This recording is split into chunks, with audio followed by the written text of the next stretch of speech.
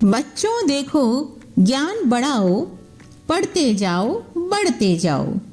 शिक्षा दर्शन। जी हाँ, पढ़ाई के साथ मस्ती भी। यह शिक्षा विभाग राजस्थान सरकार द्वारा बच्चों को टीवी के माध्यम से पढ़ाई का अपना एक अनूठा रोचक कार्यक्रम है। डीडी राजस्थान के अलावा अन्य 13 नेटवर्क चैनल पर एक साथ प्रसारित किया जा रहा है, जिसका नाम है शिक्षा दर्शन। इसके अंतर्गत आप कक्षा 1 से 12 तक वीडियो के माध्यम से अध्ययन कर सकते हैं। इस कार्यक्रम से आपको घर बैठे 5 दिन सभी विषयों की विषय वस्तु अत्यंत रोचक तरीके से समझाई जाएगी तथा शनिवार को विभिन्न क्षेत्रों की जानकारी आपको दी जाएगी। यह 3.25 घंटे चलने वाला कार्यक्रम है।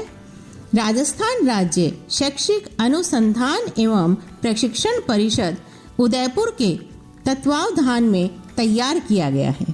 यह कार्यक्रम इस प्रकार रहेगा: कक्षा 9 से 10 दोपहर 12:30 से 1:30 बजे तक, कक्षा 11 से 12 1:30 बजे से 2:30 बजे तक व कक्षा 1 से 8 तक का कार्यक्रम 3 बजे से 4:15 तक रहेगा। हेलो बच्चों, नमस्कार।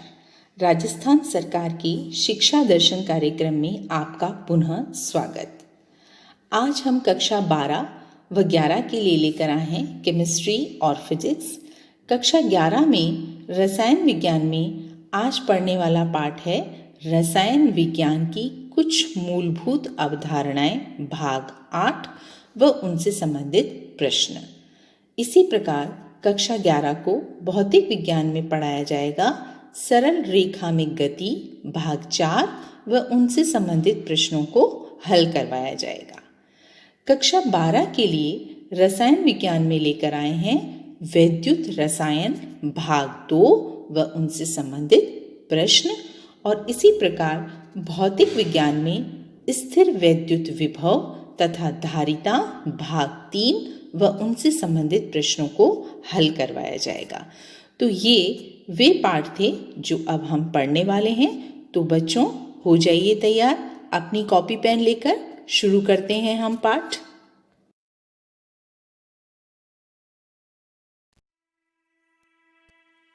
नमस्कार दोस्तों, आज हम अपना नया अध्याय शुरू करने जा रहे हैं जिसका नाम है रसायन विज्ञान की कुछ मूल अवधारणाएं का भाग 8। तो चलिए देखते हैं कि हम इस वीडियो में क्या पढ़ने वाले हैं। हम इस वीडियो में सीमांत अभिकर्मक के बारे में जानेंगे। हम सांद्रता की मात्रात्मक व्युत्पत्ति के बारे में भी जानेंगे। तो चलिए शुरू करते हैं आज का पहला विषय, सीमांत अभिकर्मक। सीमांत अभिकर्मक को समझने के लिए आइए एक सरल उदाहरण का उपयोग करते हैं। जैसे स्क्रीन पे दिया गया चित्र एक पानी की बोतल का है। मान लीजिए इस बोतल में 6 ग्लास को भरने लायक पानी है और हमारे पास 4 ग्लास हैं। यह 4 ग्लास तो इस बोतल से भर दिया जाएगा, लेकिन क्योंकि इस बोतल में 6 ग्लास जितना पानी था, तो बोतल में कुछ पानी रह जाएगा। इसका मतलब यहाँ पानी तो उचित है, लेकिन ग्लास कम है। इसे एक रासायनिक प्रतिक्रिया के हिसाब से समझे तो स्क्रीन पर एक रासायनिक प्रतिक्रिया है। इसमें पानी यानी वाटर का फॉर्मेशन हो रहा है। यहाँ पे 8 हाइड्रोजन है और 3 ऑक्सीजन है। जैसा कि हम जानते हैं, पानी बनाने के लिए एक ऑक्सीजन 2 हाइड्रोजन को लेते हैं। उसी तरीके से यहाँ भी तीनों ऑक्सीजन ने 2-2 हाइड्रोजन ले लिए, यानी 8 हाइड्रोजन में से 6 हाइड्रोजन को तीनों ऑक्सीजन ने ले लिया और 2 हाइड्रोजन बचे।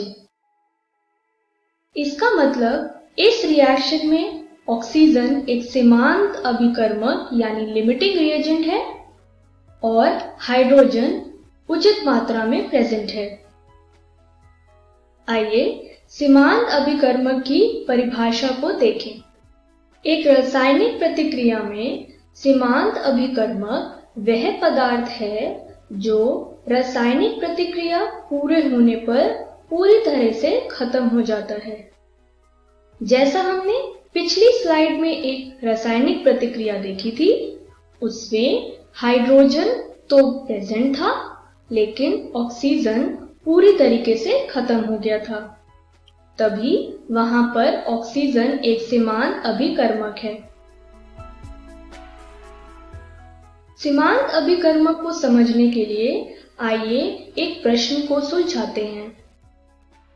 स्क्रीन पे दिया गया प्रश्न के मुताबिक एक रासायनिक प्रतिक्रिया हमें दी गई है जिसमें हमें सीमांत अभिकर्मक को पहचानना है।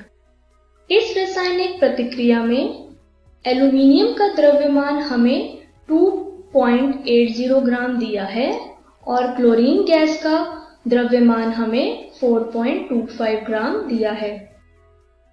ऐसे प्रश्नों को सुलझाने के लिए या सीमांत अभिकर्मक को निकालने के लिए हमें कुछ स्टेप्स यानी चरण की मदद लगती है। जैसा हमने पिछली वीडियोस में पढ़ा था, मोलों की संख्या को बदलने के लिए जो फॉर्मूला लगता है वो है जैसा कि आप स्क्रीन पर देख पा रहे हैं, यानी N बराबर द्रव्यमान डिवाइडेड बाय मोलर द्रव्यमान।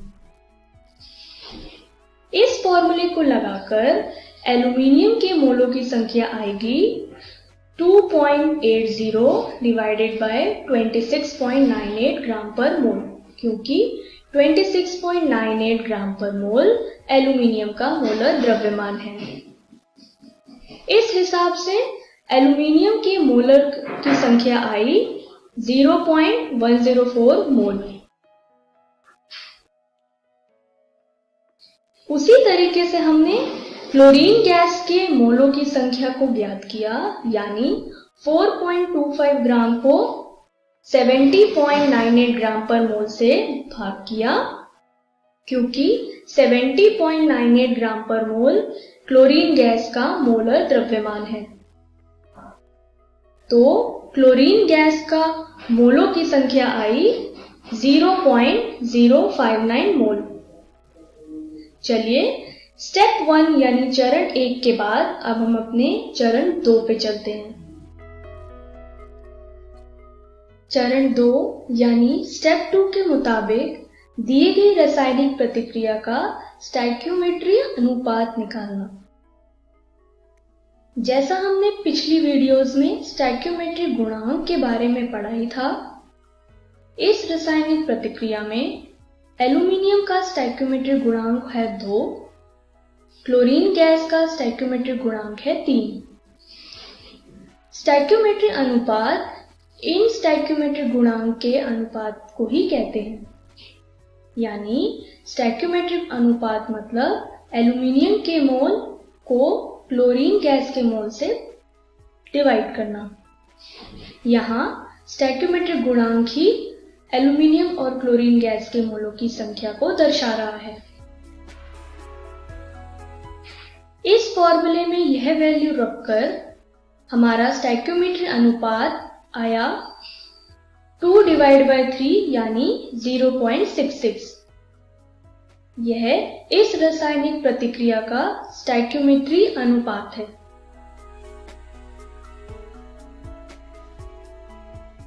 आइए अब अपने चरण 3 पर चलें, जो है वास्तविक अनुपात निकालना।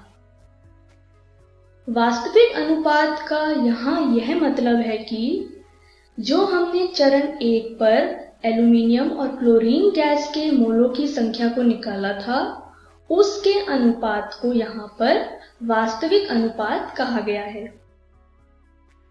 जैसा कि आप स्क्रीन पर देख पा रहे हैं, वास्तविक अनुपात बराबर एल्यूमीनियम के मोल को डिवाइड किया Cl2 गैस के मोलों से, यानी 1.04 डिवाइडेड बाय 0.059। तो वास्तविक अनुपात आया 1.762।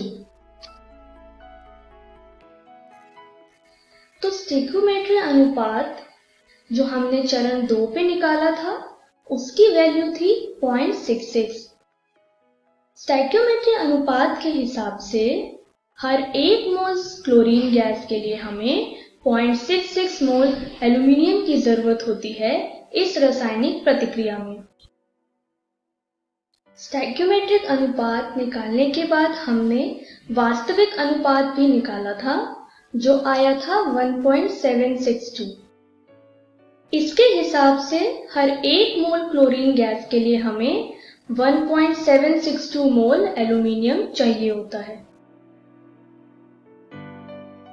जैसा कि हमने देखा कि वास्तविक अनुपात स्टोइकियोमेट्री अनुपात से बड़ा था, तो हमें यह पता चला कि इस रासायनिक प्रतिक्रिया में एल्यूमीनियम तो अधिक मात्रा में है लेकिन क्लोरीन गैस कम मात्रा में है, यानी इस रासायनिक प्रतिक्रिया में क्लोरीन गैस एक सीमांत अभिकर्मक है। इस तरीके से हम किसी भी रासायनिक प्रतिक्रिया में सीमांत अभिकर्मक को पहचान सकते हैं। सीमांत अभिकर्मक के बाद आइए अब हम अपने अगले विषय पे चले जो है सांद्रता की मात्रात्मक व्युत्पत्ति। आपने किसी केमिस्ट्री लैब यानी रासायनिक प्रयोगशाला में काम तो किया ही होगा। वहां आपने कुछ अम्ल यानी एसिड्स को देखा होगा। हमने कभी कभी इन अम्ल यानी एसिड्स में पानी डालकर इनकी सांद्रता को कम किया था। क्या आप इन शब्द यानी सांद्रता को बारे में जानते हैं? आइए अगली स्लाइड में हम सांद्रता की परिभाषा को देखते हैं। रसायन विज्ञान में किसी विलयन की सांद्रता यानी कंसंट्रेशन उस विलयन के इकाई आयतन में उपस्थित पदार्थ की मात्रा के रूप में परिभाषित किया गया है। किसी विलयन की सांद्रता को दर्शाने के लिए निम्नलिखित रूप से व्यक्त किया जाता है। पहला है द्रव्यमान प्रतिशत यानी मास परसेंटेज, दूसरा है मोल अंश, तीसरा है मोलरता यानी मोलारिटी, चौथा है मोललता यानी मोलालिटी। आइए अब हम एक एक करके इन चारों रूपों को पढ़ें। पहले बात करते हैं द्रव्यमान प्रतिशत से।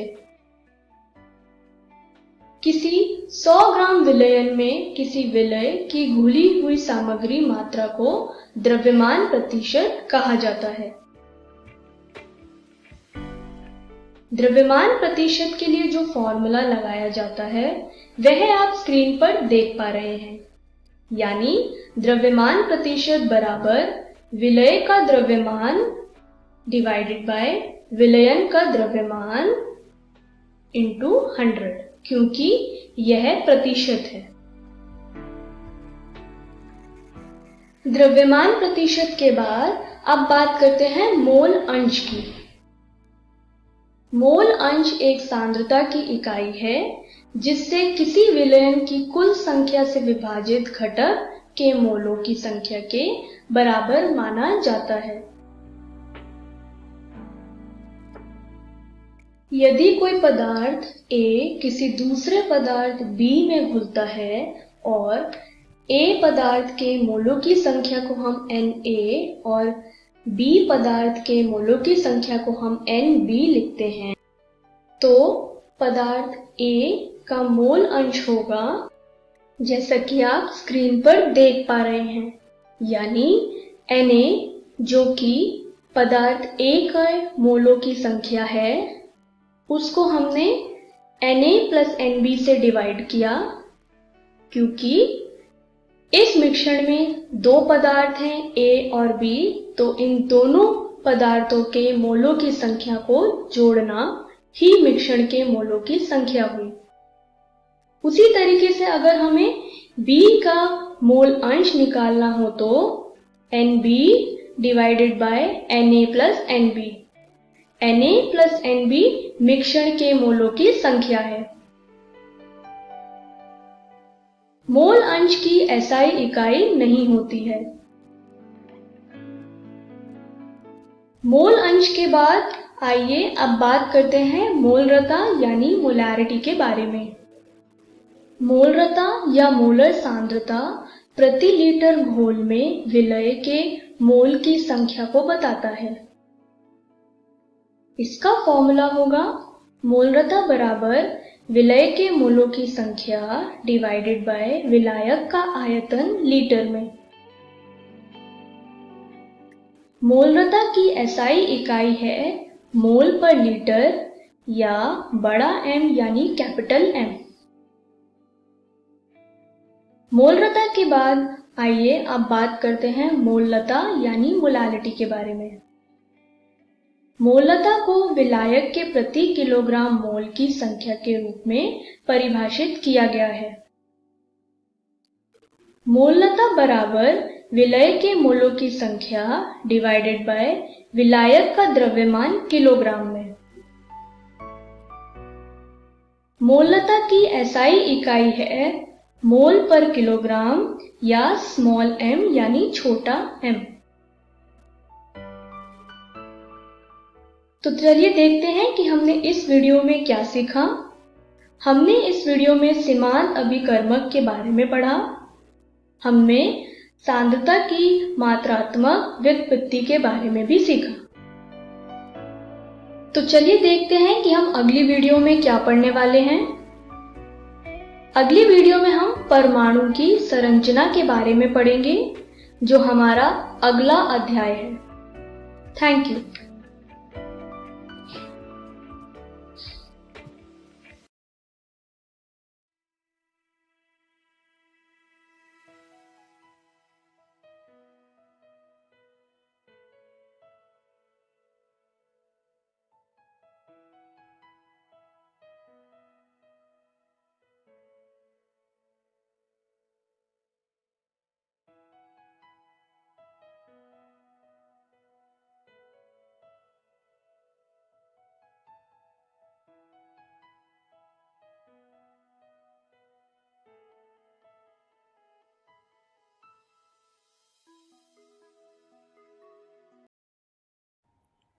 नमस्कार दोस्तों, आज हम पढ़ने जा रहे हैं कक्षा 11वीं के भौतिकी का अध्याय सरल रेखा में गति भाग 4। तो शुरू करने से पहले आइए एक बार नजर डालते हैं कि आज हम क्या क्या पढ़ने वाले हैं। तो हम शुरू करेंगे ग्राफ द्वारा वेग तथा विस्थापन ज्ञात करने की विधि से। उसके बाद हम पढ़ेंगे प्रथम तथा द्वितीय शुद्ध गति की संबंधित समीकरण। तो चलिए शुरू करते हैं। ग्राफ द्वारा वेग ज्ञात करने की विधि। इसके लिए त्वरण तथा समय ग्राफ की आवश्यकता होती है। वेग का मान त्वरण तथा समय ग्राफ के वक्र के तहत कुल क्षेत्रफल के मान के बराबर होता है। मतलब हमें वेग ज्ञात करने के लिए त्वरण तथा समय के ग्राफ की जरूरत होती है, जिसको इंग्लिश में कहते हैं एक्सीलरेशन वर्सेस टाइम ग्राफ। और फिर वेग का मान ज्ञात करने के लिए ग्राफ के वक्र के नीचे कुल क्षेत्रफल का मान ज्ञात करते हैं, और यही क्षेत्रफल का मान वेग के बराबर होता है। तो चलिए आगे चलते हैं और इसे और विस्तार से समझते हैं। चलिए हम एक क्षैतिज अक्ष लेते हैं जो कि समय का अक्ष है, जिसको T से रिप्रेजेंट किया है, और साथ ही हम एक ऊर्ध्वाधर अक्ष लेते हैं जो कि त्वरण का अक्ष है, जिसे A से रिप्रेजेंट किया है। क्षैतिज अक्ष को इंग्लिश में कहते हैं हॉरिजॉन्टल एक्सिस और ऊर्ध्वाधर अक्ष को वर्टिकल एक्सिस। अब हम यहाँ पर ग्राफ को ड्रॉ करते हैं जो कुछ इस तरह से है।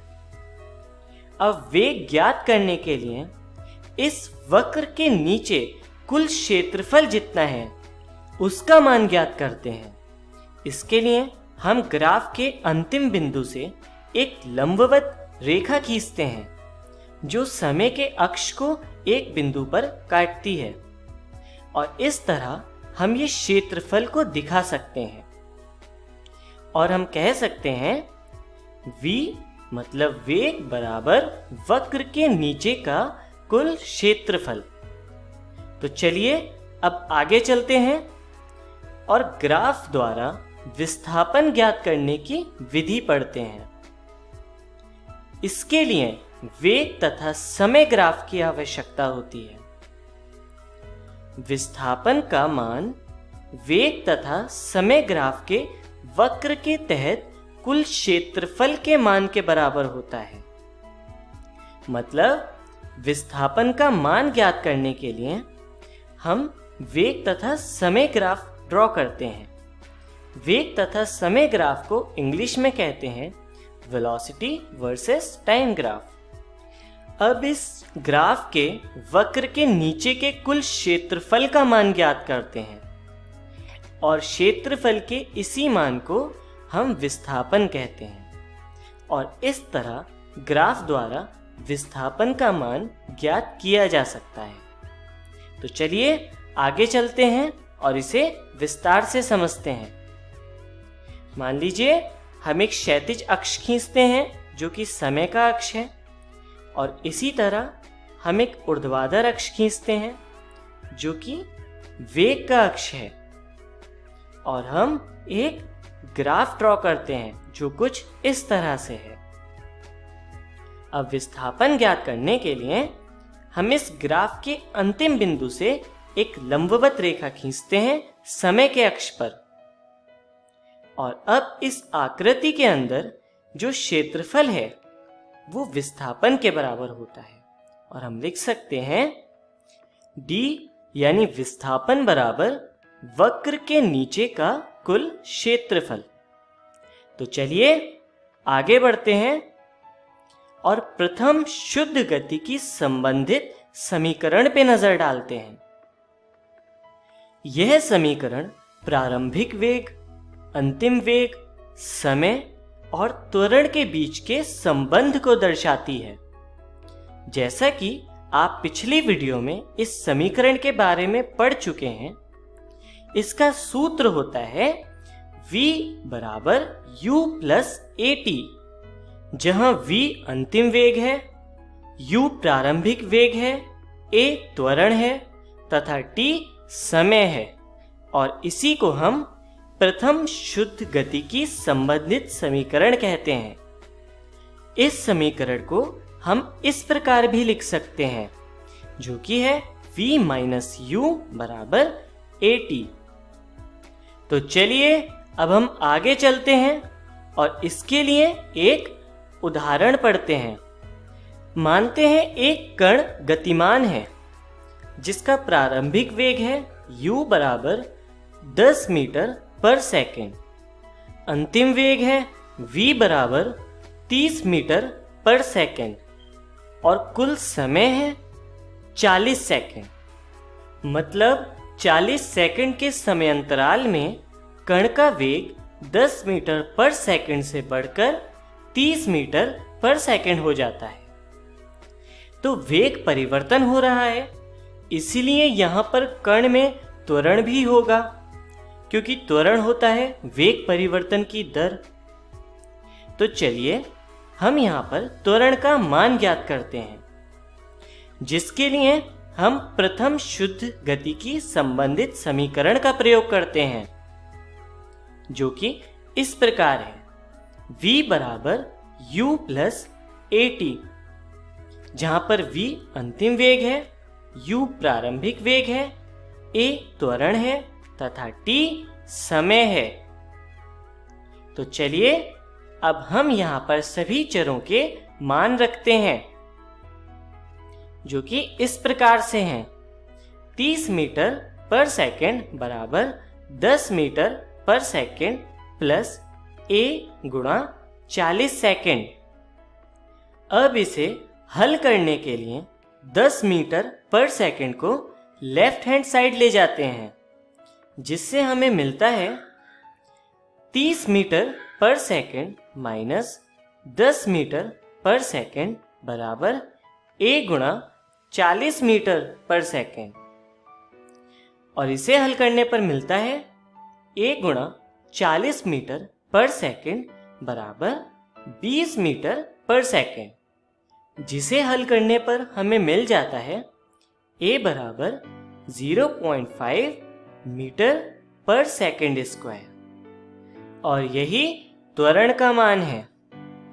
तो इस तरह प्रथम शुद्ध गति की संबंधित समीकरण का प्रयोग करके हमने त्वरण का मान ज्ञात किया।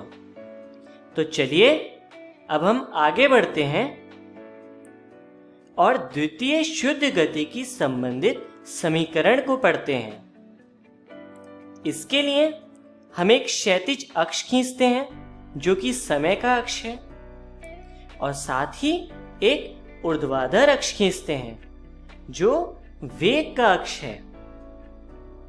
अब यहां पर हम समय और वेग के बीच एक ग्राफ खींचते हैं जो कुछ इस तरह से है। अब द्वितीय शुद्ध गति की संबंधित समीकरण निकालने के लिए हम इस ग्राफ के अंडर क्षेत्रफल कैलकुलेट करते हैं, और जो कि विस्थापन होता है। तो चलिए देखते हैं किस तरह से। ग्राफ के अंतिम बिंदु से एक लंबवत रेखा खींची जाती है जो समय के अक्ष को एक बिंदु पर काटती है। अब इस आकृति के अंदर कुल क्षेत्रफल, जिसको नीले रंग से दिखाया गया है, इसका मान विस्थापन के मान के बराबर होता है।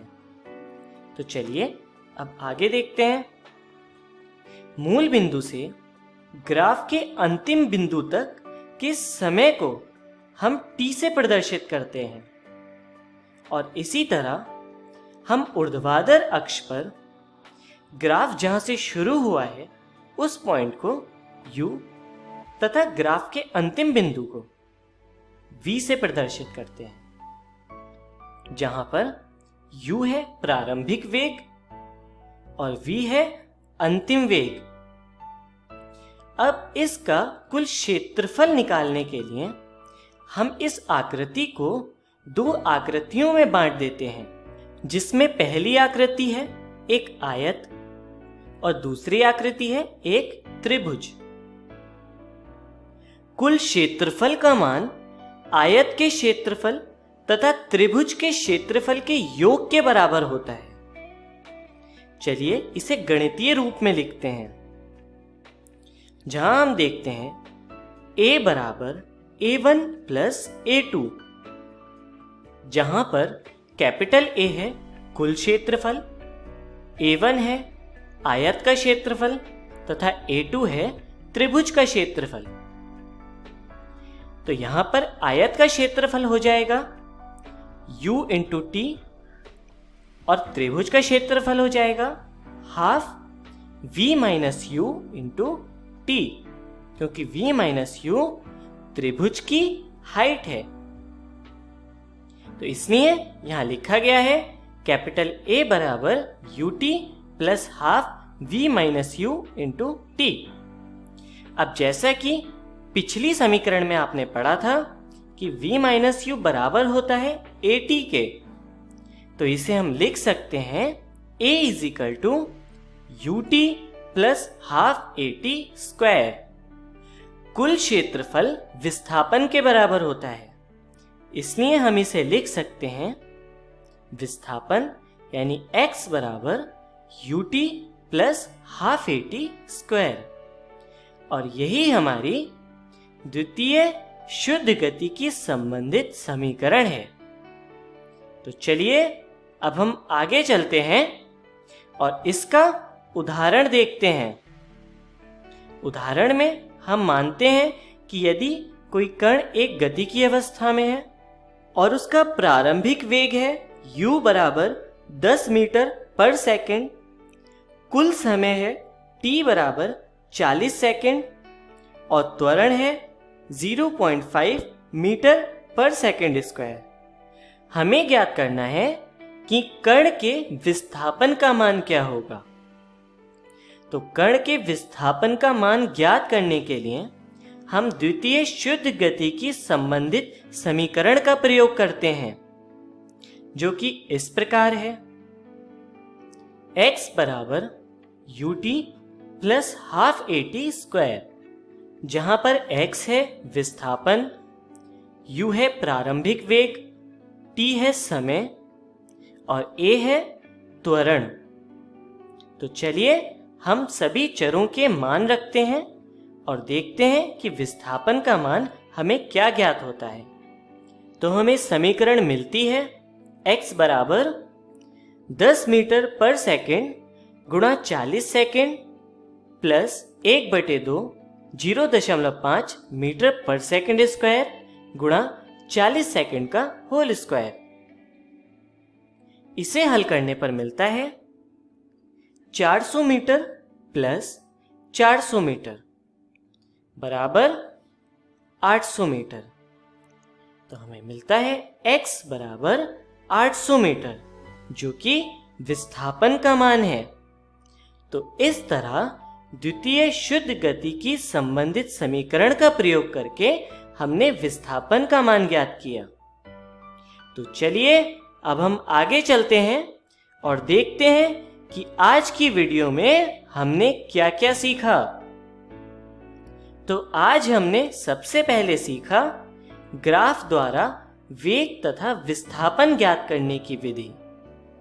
उसके बाद हमने पढ़ा प्रथम शुद्ध गति की संबंधित समीकरण के बारे में, तथा सबसे अंत में हमने पढ़ी द्वितीय शुद्ध गति की संबंधित समीकरण। तो चलिए आगे चलते हैं और जानते हैं कि अगली वीडियो में हम क्या सीखने वाले हैं। तो अगली वीडियो में हम पढ़ेंगे एक समान त्वरण से गतिमान वस्तु की तृतीय शुद्ध गति की संबंधी समीकरण। धन्यवाद।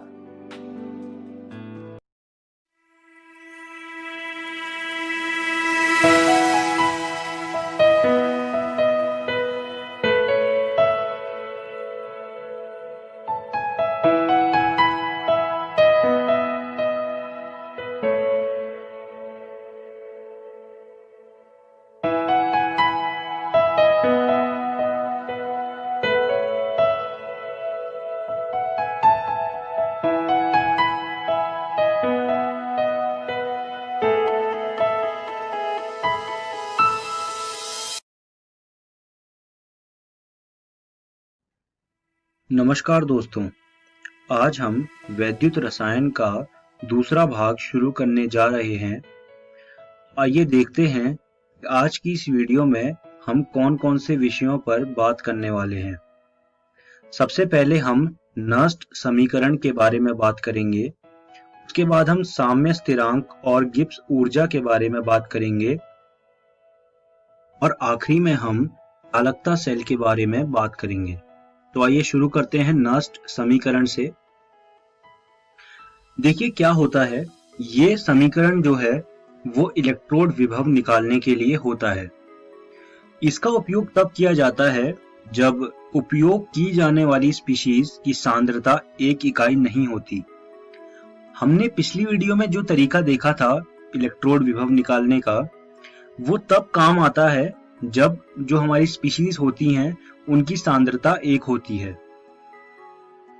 लेकिन उन परिस्थितियों में जहां पर स्पीशीज की सांद्रता एक इकाई नहीं होती, उसके लिए हमें नस्ट समीकरण का उपयोग करना पड़ता है। आइए देखते हैं नस्ट समीकरण क्या होता है। एक अभिक्रिया अभी आपके स्क्रीन पे आई है।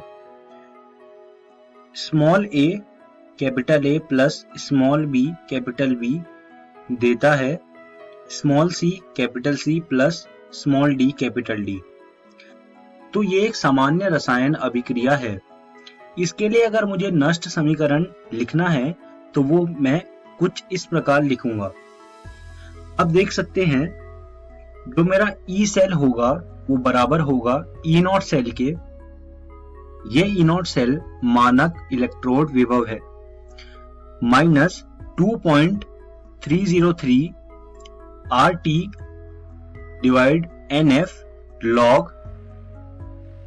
C की सांद्रता पावर C, D की सांद्रता पावर D डिवाइड में A की सांद्रता पावर A, B की सांद्रता पावर B। तो ये नष्ट समीकरण होता है। RT और F की वैल्यू जो है वो स्थिरांक होती है, उसे आप यहाँ पर ऐसे ही रख देंगे।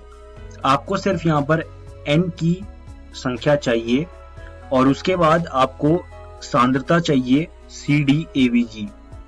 तो फिर उसके बाद आप जो ई सेल है वो आसानी से निकाल सकते हैं। जब तापमान 298 केल्विन होगा तो क्या होता है, यह समीकरण निम्न प्रकार से बदल जाता है। आप देख सकते हैं जो 2.303 है उसको हमने मल्टीप्लाई कर दिया RT और NF की जो भी वैल्यू होगी उससे, तो उससे जो ऊपर आती है वैल्यू वो होती है 0.059 डिवाइड में N। तो इससे अब क्या होगा, आपको सिर्फ N की वैल्यू चाहिए, यहाँ पे आपको N की वैल्यू रखनी है और आपको ई सेल की वैल्यू मिल जाएगी। तो ये नष्ट समीकरण होता है। ये बहुत ही महत्वपूर्ण चीज है, तो आप इसको पढ़ लीजिएगा और इस पर कुछ प्रश्न भी हल कर लीजिएगा। और अभी आप इस समीकरण को अपनी कॉपियों में लिख लीजिए। आइए अब बात करते हैं साम्य स्थिरांक की। तो साम्य की स्थिति पर जो ई सेल होगा वो 0 के बराबर होगा, इसलिए नष्ट समीकरण बदल जाता है और वो कुछ ऐसा हो जाता है। ई नॉट सेल बराबर 2.303 RT upon NF log K। आपको RT, NF और ई नॉट सेल की वैल्यू यहाँ पर पता होनी चाहिए। अगर आपको ये सारी वैल्यूज पता होंगी तो आसानी से आप K की वैल्यू निकाल लेंगे जो कि साम्य स्थिरांक है। तो इस तरह से हम नष्ट समीकरण से जो साम्य स्थिरांक है उसकी वैल्यू भी निकाल लेते हैं। उसके बाद बात करते हैं गिब्स ऊर्जा की। तो नष्ट समीकरण से हम गिब्स ऊर्जा भी निकाल लेते हैं। गिब्स ऊर्जा और ई नॉट सेल के बीच निम्न संबंध है, डेल्टा जी नॉट बराबर माइनस NF ई नॉट। हम अगर ई नॉट की अगर वैल्यू रखेंगे तो वो कुछ ऐसा बन जाएगा। यहां से डेल्टा जी नॉट बराबर माइनस 2.303 RT log K। यहां पर आपको K की वैल्यू और तापमान की वैल्यू पता होनी चाहिए, उससे आप डेल्टा जी जो कि हमारी गिब्स ऊर्जा होती है उसकी वैल्यू निकाल लेंगे। अब बात करते हैं चालकता और प्रतिरोधकता की। आप अभी स्क्रीन के सामने एक चीज देख रहे होंगे, R बराबर रो L अपॉन A, जहां पर रो जो है वो प्रतिरोधकता होती है। अगर हम इस समीकरण को उल्टा कर दें तो ये कुछ ऐसा बन जाएगा, G बराबर kappa A upon L। G की वैल्यू 1 अपॉन R होती है, तो हमने R को 1 अपॉन R किया तो वो G बन गया, और कप्पा की वैल्यू 1 अपॉन रो होती है, तो हमने रो को उल्टा करके 1 अपॉन रो किया तो वो कप्पा बन गया। तो यहां से G बराबर कप्पा A अपॉन L हो गया। यहां पर कप्पा जो है वो चालकता कहलाता है और G जो है वो चालकत्व कहलाता है। आयनिक विलयन की चालकता को प्रभावित करने वाले कारक। तो आइए जानते हैं कि वो कौन कौन से कारक हैं जो आयनिक विलयन की चालकता को प्रभावित करते हैं। सबसे पहला कारण है विद्युत अपघट्य की प्रकृति। दूसरा कारक है उत्पन्न आयनों का आमाप एवं उनका विलायक योजन। तीसरा कारक है विलायक की प्रवृत्ति एवं इसकी श्यानता। चौथा कारक है विद्युत अपघट्य की सांद्रता। पांचवा कारक है ताप। तो ये सारे कारकों को आप अपनी कॉपियों में लिख लीजिए और इन्हें याद भी कर लीजिएगा, क्योंकि ये परीक्षा में पूछे जा सकते हैं। आइए अब आगे बढ़ते हैं। चालकता सेल। किसी भी आयनिक विलयन की अगर हमें चालकता निकालनी है तो उसके लिए हमें चालकता सेल की जरूरत पड़ती है। चालकता सेल में आप देख सकते हैं बीच में एक ट्यूब होती है जिसके अंदर हम आयनिक विलयन भरते हैं, और ट्यूब के आखिरी में हमें 2 प्लेटिनीकृत प्लेटिनम इलेक्ट्रोड मिलते हैं और उनको हम तारों से जोड़ देते हैं। आयनिक विलयन की चालकता को मापने के लिए इसका इस्तेमाल किया जाता है। R बराबर रो L अपॉन A बराबर L अपॉन कप्पा A। हम इस समीकरण का इस्तेमाल करते हैं चालकता सेल में हम इस समीकरण का इस्तेमाल करते हैं। हमें आखिरी में कप्पा की वैल्यू निकालनी है, तो अब हम देखेंगे कि हम कप्पा की वैल्यू कैसे निकालते हैं। होता क्या है, L अपॉन A जो है वो बदलेगा नहीं, तो हम उसे G स्टार कहते हैं। तो अगर हमने L अपॉन A को G स्टार कहा तो इससे R बराबर G स्टार अपॉन कप्पा हो जाएगा। उसके बाद हम R को 1/G लिख सकते हैं, तो 1/G बराबर G स्टार अपॉन कप्पा। तो इससे हमारे पास G स्टार बराबर कप्पा आ जाएगा। अब हम G कैसे निकालेंगे?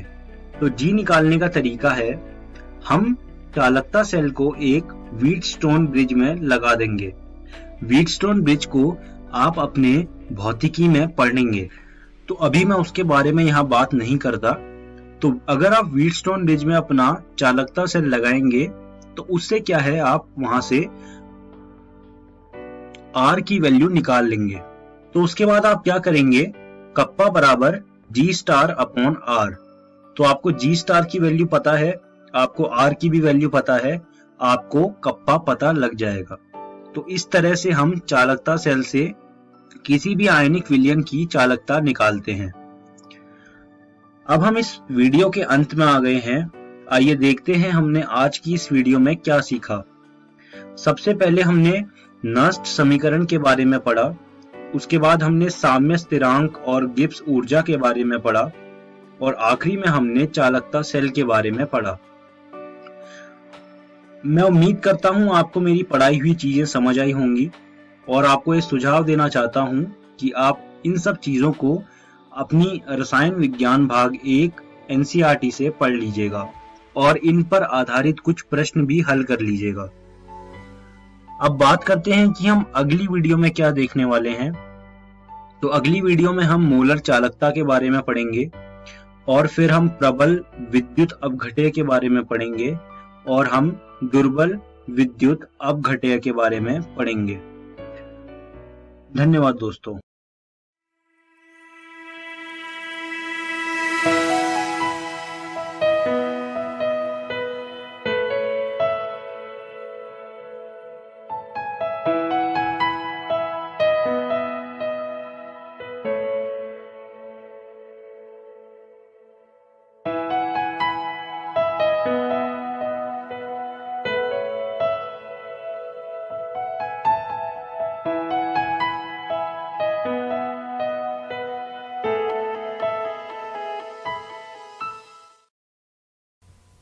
हेलो दोस्तों, भौतिकी की इस कक्षा में आप सभी का स्वागत है। दोस्तों, आज के इस वीडियो में हम अध्याय 2 स्थिर विद्युत विभव तथा धारिता का तीसरा भाग समझेंगे, और इस भाग में हम 2 विषयों के बारे में जानेंगे जिन्हें कहा जाता है आवेशों के निकाय की स्थितिज ऊर्जा और बाह्य क्षेत्र में स्थितिज ऊर्जा। लेकिन अपने पहले विषय आवेशों की निकाय की स्थितिज ऊर्जा को समझने से पहले एक बार दोहरा लेते हैं कार्य ऊर्जा प्रमेय को, जिसे हमने क्लास 11th में समझा था। दोस्तों, इस प्रमेय के अनुसार किसी संरक्षी बल द्वारा किया गया कार्य वस्तु की प्रारंभिक तथा अंतिम स्थिति पर निर्भर करता है, न कि उसके पथ पर, और यह कार्य वस्तु में स्थितिज ऊर्जा के रूप में संचित हो जाता है। यानी हम ये कह सकते हैं कि किया गया कुल कार्य वस्तु की प्रारंभिक और अंतिम स्थिति में स्थितिज ऊर्जा का अंतर होता है। अब जैसे यहाँ हम एक उदाहरण से समझते हैं। जैसा कि हम जानते हैं कि पृथ्वी के चारों ओर गुरुत्वाकर्षण क्षेत्र होता है जो संरक्षी होता है। अब मान लीजिए कि कोई एक फुटबॉल किसी बिंदु A पर है जो इस गुरुत्वाकर्षण क्षेत्र से बाहर है। हम इस बॉल को बिंदु A से क्षेत्र के अंदर किसी बिंदु B तक लाना चाहते हैं, और ऐसा करने के लिए हम 3 पथ का उपयोग करते हैं। पथ 1 जो कुछ इस तरह से है, दूसरा पथ जो कुछ ऐसा है, और तीसरा पथ जो ऐसे है। तो कार्य ऊर्जा प्रमेय के अनुसार बिंदु A से बिंदु B तक बॉल को लाने में किया गया कार्य इन तीनों पथ पर निर्भर नहीं करता। यानी इन तीनों ही परिस्थितियों में किया गया कार्य बराबर होगा, और ये बराबर होगा दोनों ही बिंदुओं पर बॉल की स्थितिज ऊर्जा के अंतर के, जिसे लिखा जा सकता है W A से B बराबर U1 घटा U2। अब ठीक इसी तरह मान लीजिए कि हमें 3 आवेशों को अनंत दूरी से मूल बिंदु के सापेक्ष किसी निश्चित दूरी तक लाना है। तो आवेशों के इस निकाय की कुल स्थितिज ऊर्जा कितनी होगी, इसे प्राप्त करने के लिए हमें गणना करनी होगी इन तीनों आवेशों को अनंत से इन बिंदुओं तक लाने में किए गए कुल कार्य की, जो बराबर होगा कुल स्थितिज ऊर्जा के। तो आइए जानते हैं इन आवेशों को इस स्थिति में लाने के लिए कुल कितना कार्य करना पड़ा। सबसे पहले आवेश Q1 के लिए अगर हम देखें तो इसे अनंत से मूल बिंदु से R1 दूरी तक लाने में किया गया कार्य 0 होगा, क्योंकि इस स्थिति में लाने के लिए आवेश Q1 को किसी बाहरी क्षेत्र के विरुद्ध कार्य नहीं करना पड़ा। तो इस स्थिति में लाने के बाद आवेश Q1 अपने आसपास एक विभव बना लेगा, जिसका मान होगा V1 बराबर 1/4 पाई एप्सिलॉन नॉट Q1 बटे R1। अब मान लीजिए कि हम एक और आवेश Q2 को अनंत दूरी से इसके पास किसी निश्चित बिंदु पर लेकर आते हैं। ऐसा करने के लिए हमें आवेश Q1 की वजह से बनने वाले विद्युत क्षेत्र के विरुद्ध कार्य करना पड़ेगा, और जैसा कि हम जानते हैं कि कार्य बराबर होगा आवेश Q तथा किसी और आवेश के कारण बनने वाले विभव के गुणनफल के।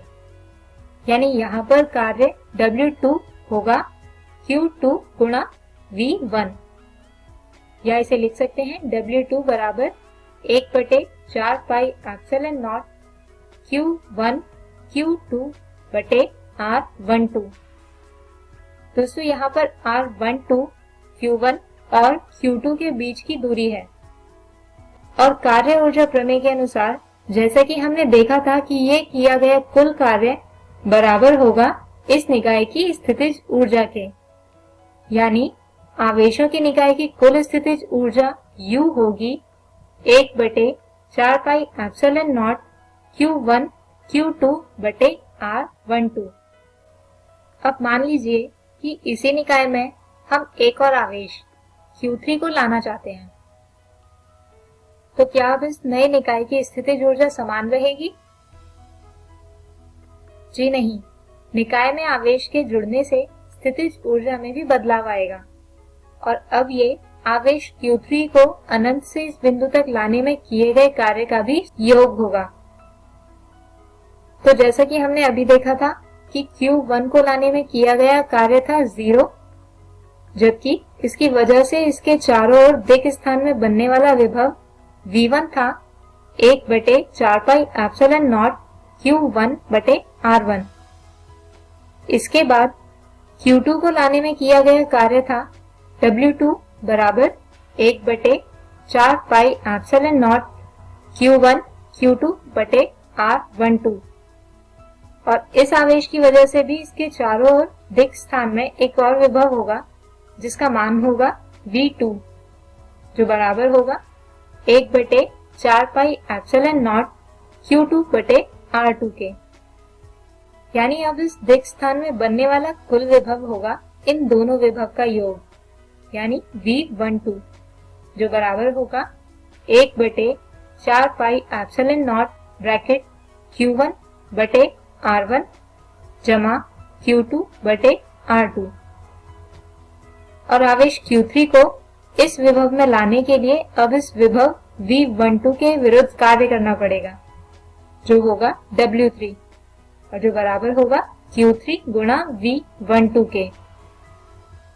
यानी कार्य W3 बराबर होगा 1/4 pi epsilon not bracket Q1 Q3 बटे R13 जमा Q2 Q3 बटे R23।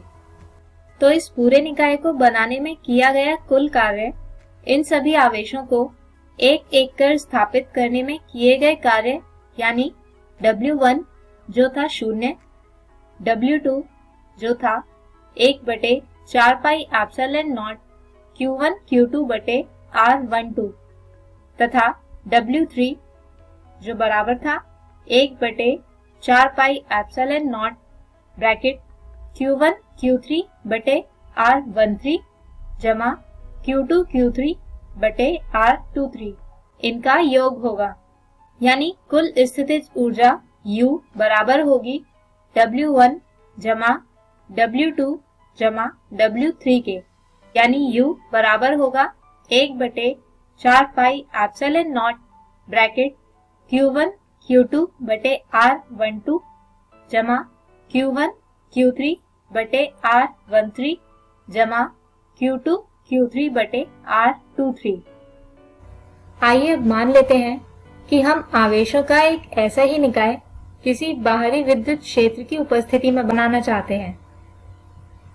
तो ऐसा ही एक निकाय बनाने पर इसकी स्थितिज ऊर्जा क्या क्षेत्र की अनुपस्थिति में बनने वाले निकाय की ऊर्जा के बराबर होगी? चलिए देखते हैं। सबसे पहले हम किसी एकल आवेश की बाहरी क्षेत्र की उपस्थिति में स्थितिज ऊर्जा प्राप्त करते हैं। इसके लिए मान लेते हैं कि यहाँ पर एक विद्युत क्षेत्र E उपस्थित है। अब हम किसी आवेश Q को अनंत से क्षेत्र के अंदर किसी बिंदु P पर लाना चाहते हैं। मान लीजिए कि इस बिंदु पर विभव VR है, तो इस स्थिति में कार्य W होगा Q गुणा VR और ये कार्य बराबर होगा स्थितिज ऊर्जा के, यानी स्थितिज ऊर्जा U बराबर होगी Q गुणा VR के। अब ऐसे ही मान लीजिए कि हमें दो आवेशों Q1 तथा Q2 को किसी बाहरी विद्युत क्षेत्र में स्थापित करना है। तो इस स्थिति में स्थितिज ऊर्जा प्राप्त करने के लिए मान लेते हैं कि यहाँ पर एक विद्युत क्षेत्र E उपस्थित है। यहाँ पर मान लेते हैं कि हमें ये दो आवेश Q1 तथा Q2 को बिंदु P तथा बिंदु Q पर स्थापित करना है। यहाँ पर P तथा Q के बीच की दूरी है R12। इसके अलावा मान लेते हैं कि बिंदु Q पर विभव है VR2 तथा बिंदु P पर विभव है VR1।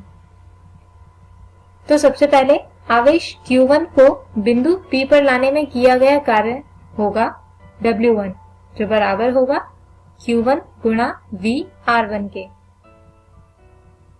ठीक इसी तरह आवेश Q2 को बिंदु Q पर लाने में किया गया कार्य होगा W2 जो बराबर होगा Q2 गुणा VR2 जमा 1/4 pi epsilon not Q1 Q2 बटे R12।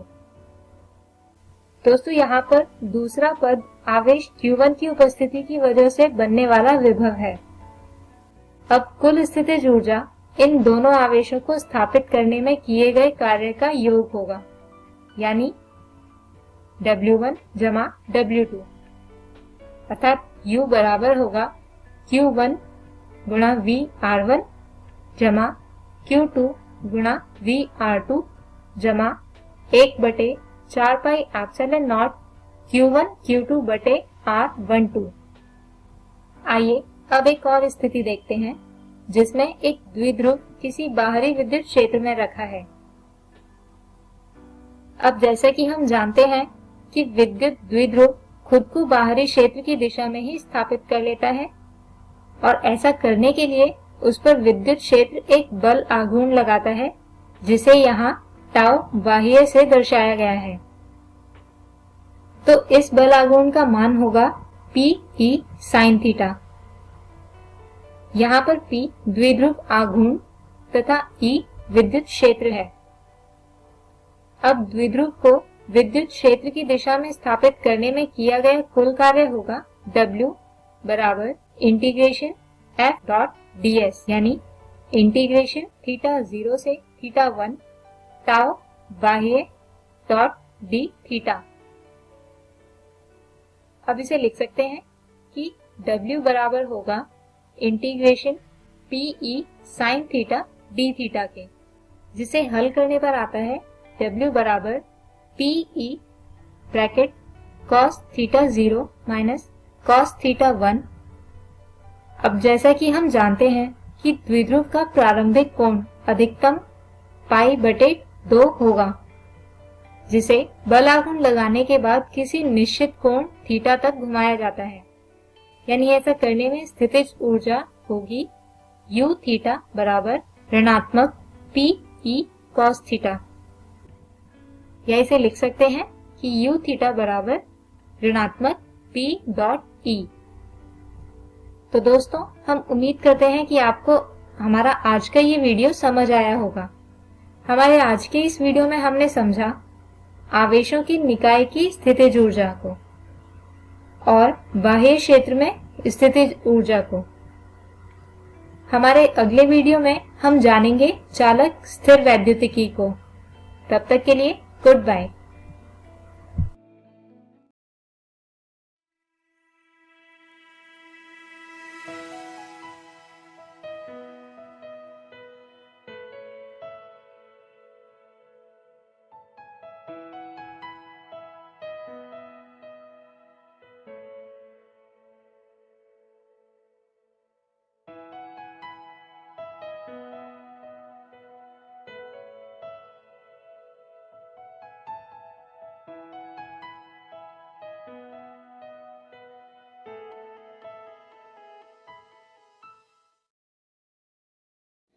हेलो बच्चों, नमस्कार।